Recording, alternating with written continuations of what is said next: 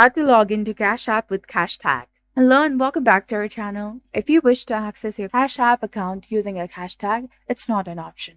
You can log in using your phone number or the email address instead. However, a Cashtag serves as a unique identifier for both individuals and businesses on the Cash App. A Cashtag is a distinctive identifier for people and businesses utilizing Cash App. Opting for the Cashtag automatically generates a shareable URL, such as https cash app / your cashtag, where acquaintances, family, and clients can securely send payments. Modifying your cashtag can only be altered twice. You can revert to a previous cashtag whenever you want. And talking about how to obtain a cashtag, with your Cash App should contain at least one letter and not exceed 20 characters.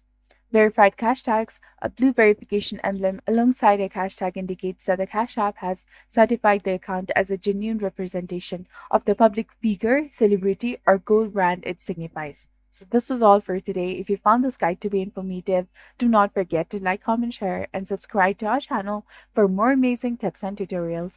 And don't forget to hit that bell icon to stay updated with our latest contents. Thank you for watching. See you in the next video.